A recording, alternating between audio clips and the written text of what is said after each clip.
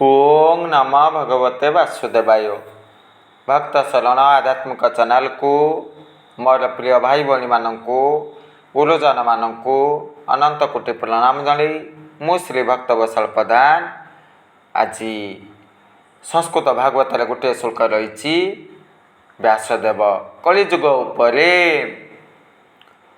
से कलिजुगर नीति नियम धर्म उपरे गोटे शुल्क रचना करिसंती आलोचना करने आगे आसी आसतु जानिबा। कले दोष निदे राजन अस्तिया कौ महान गुण कीर्तनादेव कृष्णस्य मुक्त संग परम व्रजेत। यही शुल्क माध्यम व्यासदेव कौन कहते? हाँ,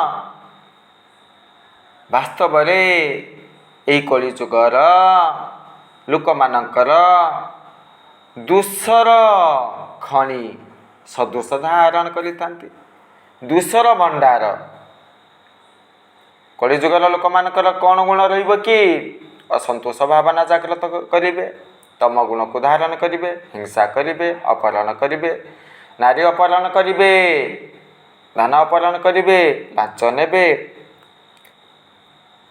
किंतु कौन कहते?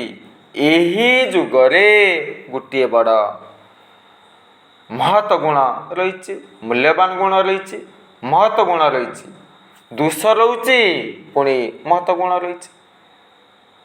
से गुणटी होउची कलिजुगरे केवल श्रीकृष्णकर नाम को ये जीव उच्चारण करी मुखरे जप करी संकीर्तन करी भवसागर मुक्ति पाई परिबे, समस्त पाप खंडन करि परिबे, ईश्वरंकर कृपा हासिल करि परिबे।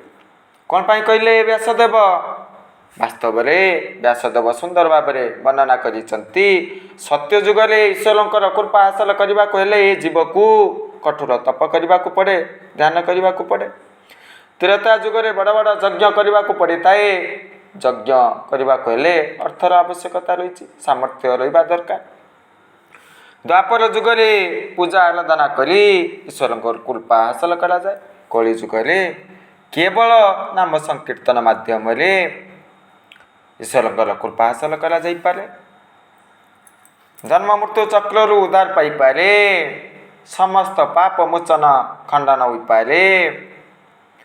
कलिजुगरे अधर्म मार्ग बढ़ी जाए, पापी दुराचारी मानक संख्या बढ़ी जाए, बढ़ी जाए ना। लोक मानकर मानसिक शांति न थाए, असंतोष भावना रही थाए, हिंसा आचरण करि थांती। धर्म अर्थ काम मुख्य चारोटी प्रक्रिया रही थाए ना। कलिजुगर आदिवासी माने कौन करती? अर्थ लोभी हुअन्ति, कामना वासना ये सबू को धारण करि थांती, शत्रुताचरण करती, कपट छलना करिबा, मिथ्या कहवा, कलह करिबा, यही सब प्रक्रिया चली थाए। लुभी थांती ना, जेते देले संतुष्ट हुअन्ति नहीं, दुराचारी हुअन्ति, भोग ऐश्वर्य बुड़ीबा पई चेष्टा करती। तथापि भगवान यही कलिजुगर लोक मानक पई अद्भुतमय प्रक्रिया आरंभ करिसंती। कौन रखिसंती?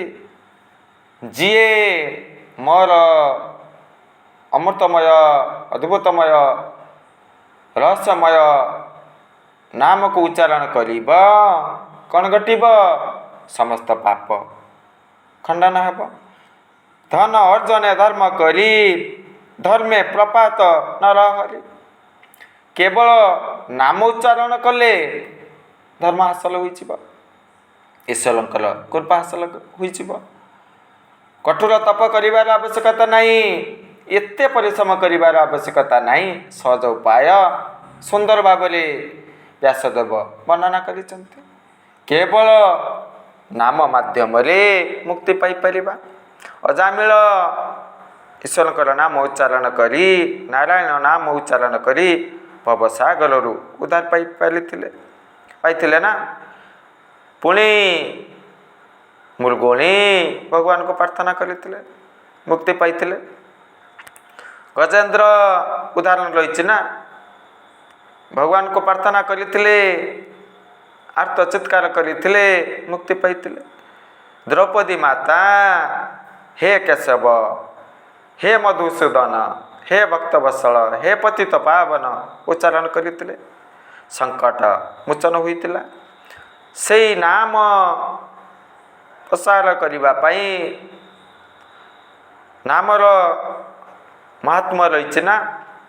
ଚୈତନ୍ୟ ମହାପ୍ରଭୁ ଧରାପୃଷ୍ଠକୁ ଆଗମନ କରିଥିଲେ, ଭଗବାନଙ୍କର ନାମ ପ୍ରସାର କରିଥିଲେ। ନାମ ମାଧ୍ୟମରେ ସବୁକିଛି ହାସଲ କରିପାରିବା।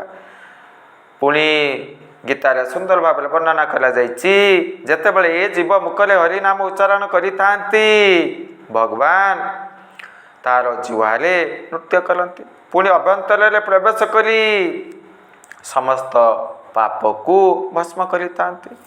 ତେଣୁ ଏହା ଅତୀବ ସରଳ ଉପାୟ। କ'ଣ ପାଇଁ ରଖିଲେ? କଳିଯୁଗର ଲୋକମାନଙ୍କର ଶକ୍ତି ସାମର୍ଥ୍ୟ ବିଶେଷ ଭାବରେ ନଥାଏ, ଅଳ୍ପ ଆୟୁ ଥାନ୍ତି ନା, ଦୀର୍ଘାୟୁ ହୁଅନ୍ତି କି, ତେଣୁ ତପ କରିବା ଅସମ୍ଭବ। ସାମର୍ଥ୍ୟ ରହିବା ଦରକାର, ଶକ୍ତି ରହିବା ଦରକାର, ପୁଣି ଅଳ୍ପ ଆୟୁ ନା। ତେଣୁ ନାମ ଜପ କରି କରି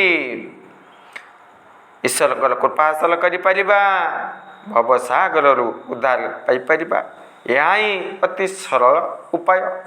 ତେଣୁ ଯଦି ବା ଏ କଳିଯୁଗର ଲୋକମାନେ କୁକର୍ମରେ ଲିପ୍ତ ରହନ୍ତି, ଦୋଷର ଖଣି ଭଣ୍ଡାର ଧାରଣ କରିଥାନ୍ତି, ତଥାପି ନାମ ଉଚ୍ଚାରଣ କରି କରି ଭଗବାନଙ୍କର ନାମକୁ ସଦାବେଳେ ଉଚ୍ଚାରଣ କରି କରି ଜପ କରି କରି ଭବସାଗରରୁ ଉଦ୍ଧାର ପାଇପାରିବେ। ଏହିସବୁ କଥା ସୁନ୍ଦର ଭାବରେ ବ୍ୟାସଦେବ ବର୍ଣ୍ଣନା କରିଛନ୍ତି ସଂସ୍କୃତ ଭାଗବତରେ, ଯାହାକି ସୁଖଦେବ ପରୀକ୍ଷିତକୁ କହିଛନ୍ତି। କୁହାଯାଏ, ଏ କଳି ଯୁଗେ ଏକାସାର ଭଜନ ଶ୍ରୀକୃଷ୍ଣ ପୟର। ନିଶ୍ଚିତ ଭାବରେ ଭଗବାନଙ୍କର ନାମ ଜପ କରି କରି ମୁଖରେ ଉଚ୍ଚାରଣ କରି କରି ଭଗବାନଙ୍କର କୃପା ହାସଲ କରିବା, ଭବସାଗରରୁ ଉଦ୍ଧାର ପାଇପାରିବା। ଏହିସବୁ ଶିକ୍ଷା ହାସଲ କଲୁ। ଜୟ ଜଗନ୍ନାଥ।